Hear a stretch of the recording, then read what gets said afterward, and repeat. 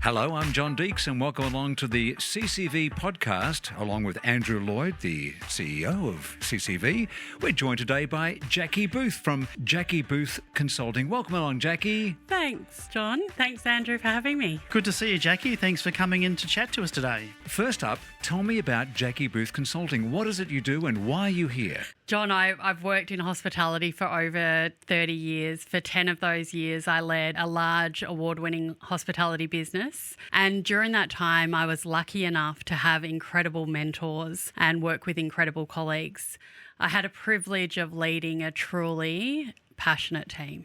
Jackie, we've been inspired by the work you've done with some clubs to do with their training and recruiting. And thinking back in my career early on, I remember when the club that I managed had a hospitality trainee program. There was a older gentleman who was a grandfather of one of the trainees, grabbed me on the arm and said, "Well done. We love what you're doing at the club. We've seen such a development in our grandson and it's amazing." So I've seen that in the work that you're doing, Jackie, some of your management development training courses. The feedback after the sessions has been fantastic. And from a CCV perspective, we really value the work that you're doing helping clubs. Thank you. What is it you do, Jackie, when you go into a club? So when I go into a club, I look at what they need.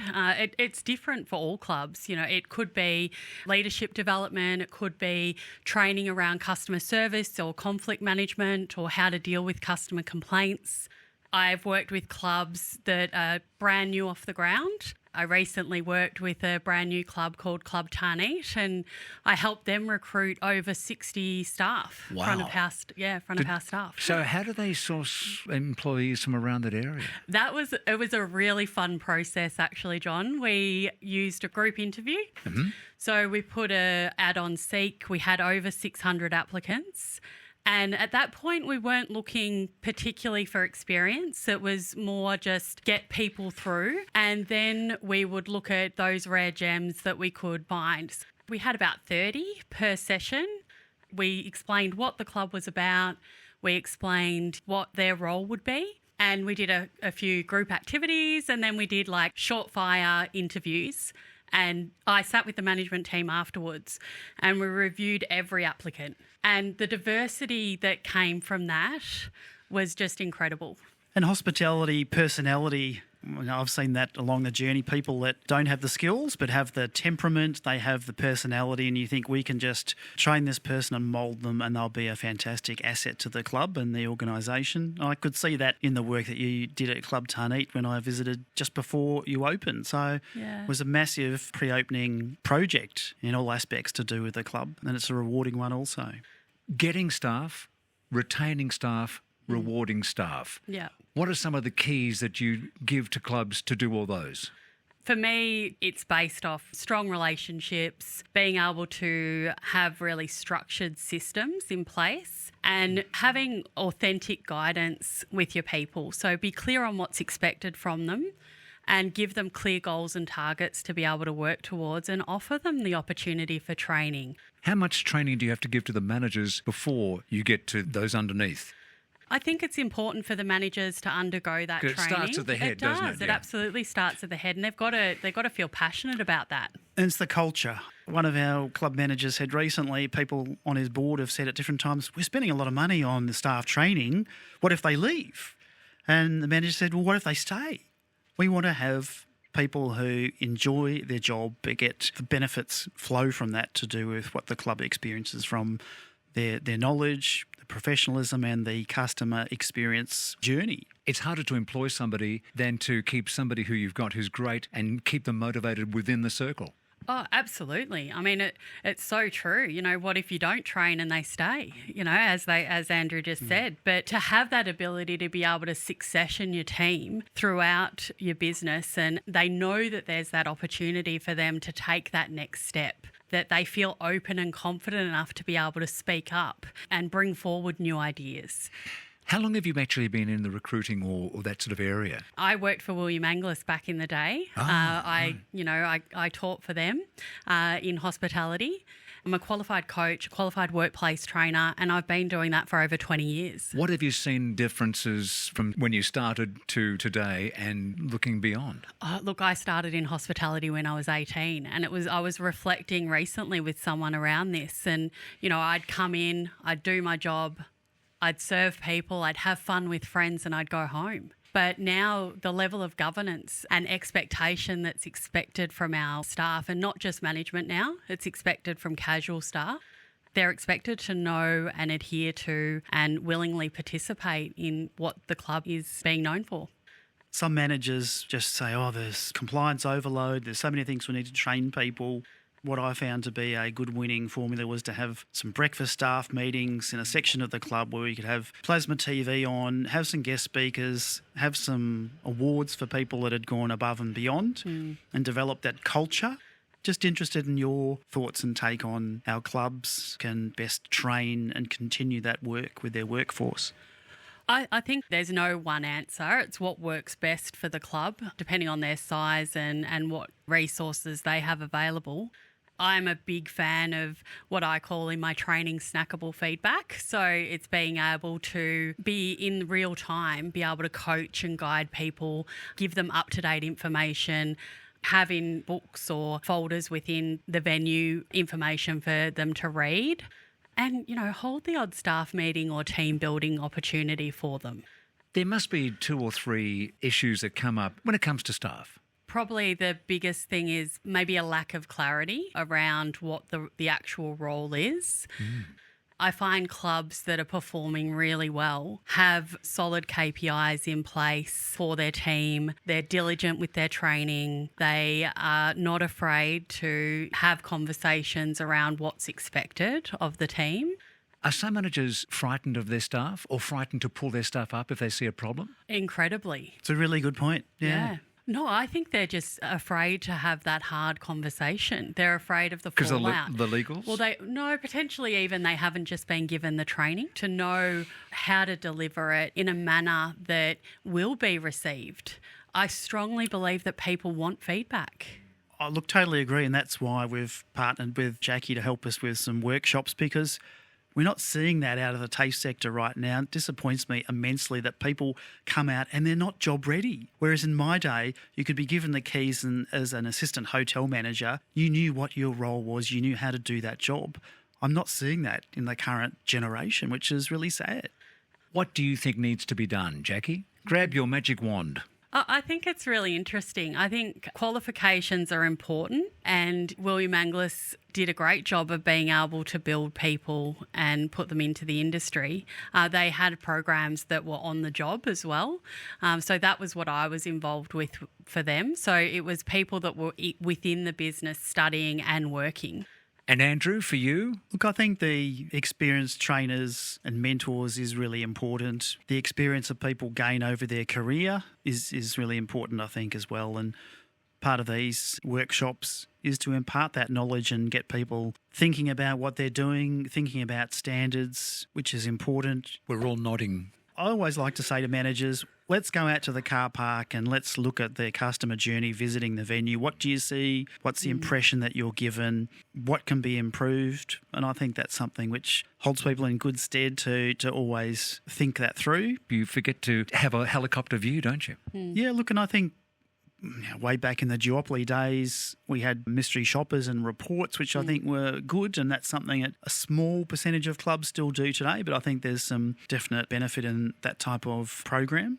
It's interesting, standards, processes, policies, clubs have them, but for me, it's so important just to make sure that they're operational, that they're easy to implement, and that everyone understands them, that they're not just a document that sits in the venue that is something that's there to cover them, that they are easy to implement and they're being regularly checked. As Jackie's mentioned, it's all very well to have documented systems and procedures. That's not just a set and forget. It's a living document. It's something that the management team have to always be looking at. Training is a constant throughout your business, and that's important. Jackie, with training workshops, what do you think's particularly impactful that supports club leaders? The program that we've developed for CCV called Hospitality Fundamentals, for the industry's really embraced it. We've had some fantastic feedback from the sessions, but it's really starting with that emerging leader or current duty manager and getting them confident to be able to progress to that next step and succession throughout the business. So I think we've got a few locations next year, hopefully, Andrew. 100%.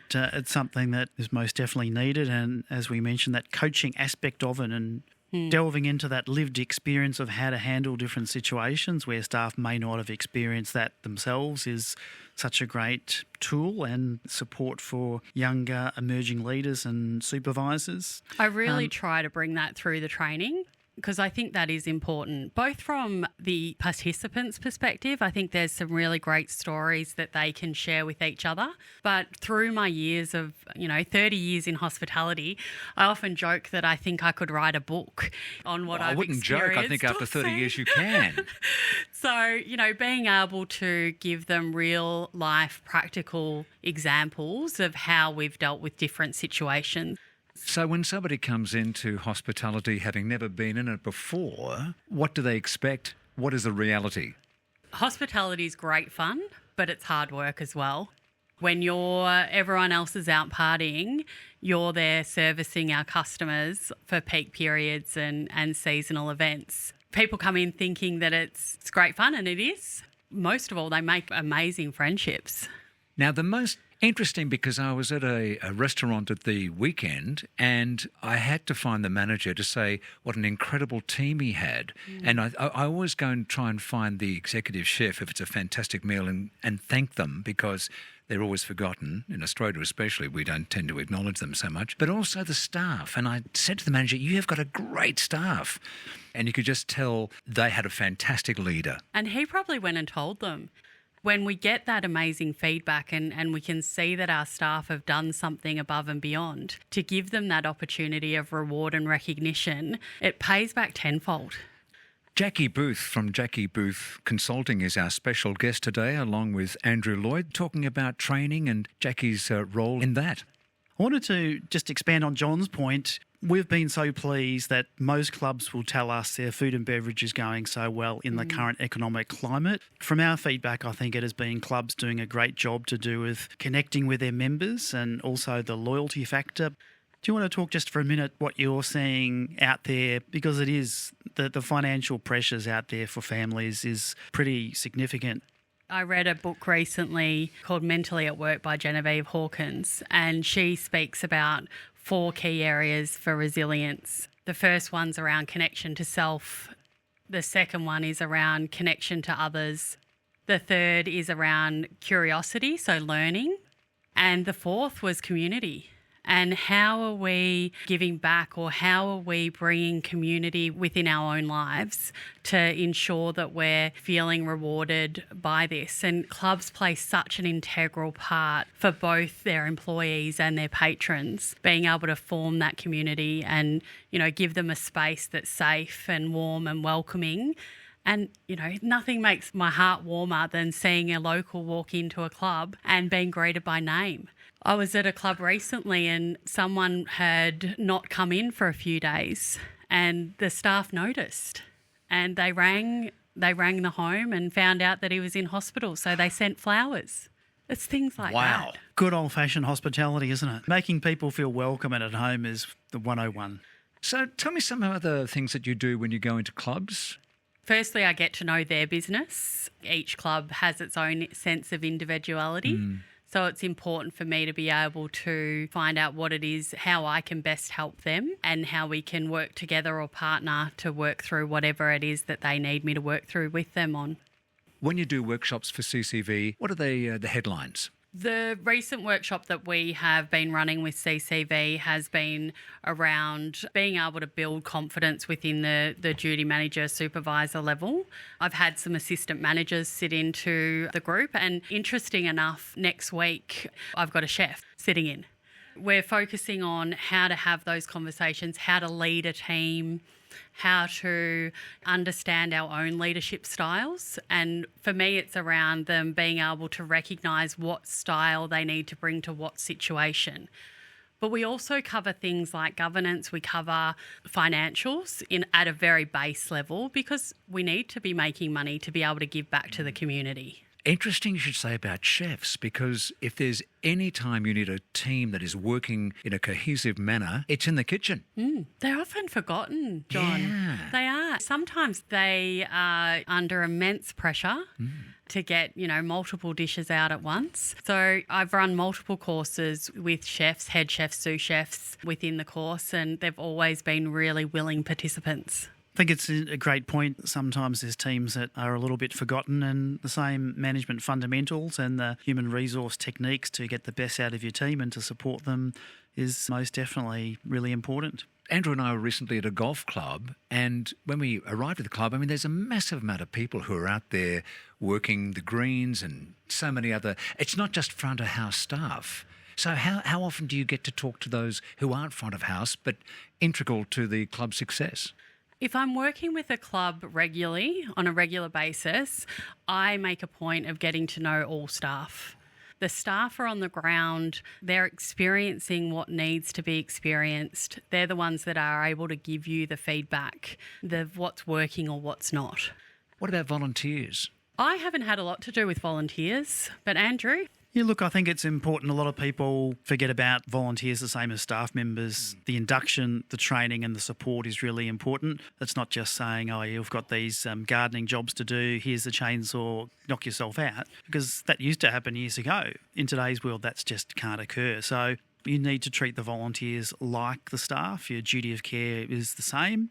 We've spoken to Patrick from Lighthouse about this. Yeah, it's an excellent podcast talking with Patrick. He does some great work assisting clubs. But for our audience, listen to that podcast on OH&S, and Lighthouse Safety and Compliance do some great work in that space supporting clubs. CCV, we have a whole volunteer support manual and information to support club managers. So our members can talk to our staff at any time and get a copy of that and get some comprehensive information.